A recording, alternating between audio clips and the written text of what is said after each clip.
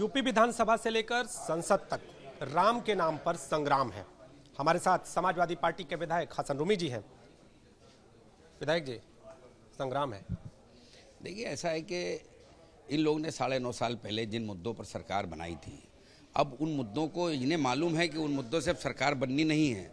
तो उन मुद्दों में जितना आर्थिक लाभ लेना था, वो कभी चढ़ावे के नाम पर, कभी चोरी के नाम पर, कभी नीट की चीट के नाम पर तमाम भ्रष्टाचार किए। उन भ्रष्टाचारों से इन्होंने अब इन्हें मालूम है कि अब सत्ता जानी है, और सत्ता जाने से पहले अब इन्हें बाहर रहकर कितना इनको आर्थिक लाभ हो सकता है बचे हुए दिनों में, अब सिर्फ फोकस उस पर कर रहे हैं। अब इन्होंने विधानसभा में सिर्फ उसी के लिए समय एलोकेट किया जिसमें अनुपूरक बजट पास कर लें, और वो बजट किस विभाग का हो और उस विभाग को कितना एलोकेट हो। पहली बात तो जिस विभाग का जो बजट एलोकेट होता है उसको दिया ही नहीं जाता। अल्पसंख्यक के मुद्दों पर कोई बहस नहीं करनी है। मदरसा बोर्ड पर, आलिम फाजिल की डिग्रियों पर मनमाने तरीके से अपने काम कर रहे हैं।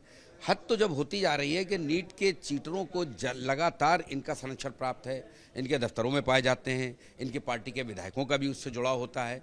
तो अब पूरे देश का जेनजी ने जैसे बिहार और मध्य प्रदेश में जो मतदान करके संदेश दिया है, अब भारतीय जनता पार्टी के लोग उससे घबरा गए हैं। देश की सबसे बड़ी पार्टी को, देश के प्रधान सेवक जो कहलाते हैं, उनके बॉस के विधानसभा क्षेत्र को जिस तरीके से हार का सामना जेनजियों ने कराया है, तो हमें लगता है कि भारतीय जनता पार्टी को अब ये लग गया कि अब हमारा समय पूरा हो गया है। किरण रिजिजू ये कह रहे हैं कि समाजवादी पार्टी के लोग हमेशा राम को गाली देते रहे हैं। देखिए, अब इनकी ये पिक्चर पिट चुकी है। अब इनकी बात को कोई सुन नहीं रहा है। इन्होंने जिस तरीके से भगवान श्री राम को इन्होंने जो इनको लाभ उठाना था वो इन्होंने उठा लिया। अब किरण साहब जो भी करें, अब वो सिर्फ अपना बोलेंगे और वो खुद सुनेंगे। सुनने वाला कोई नहीं है। जेनजी इनसे सवाल पूछ रहा था, जेनजी ने झुकाया। जंतर मंतर में पूरे देश ने देखा। देश की सबसे बड़ी पार्टी ने इस्तीफा देने में, पहला इस्तीफा एमजे अकबर का आया था 2018 में, और दूसरा इस्तीफा जो उसको लोग भूल गए थे, दूसरा इस्तीफा प्रधान जी का आया है।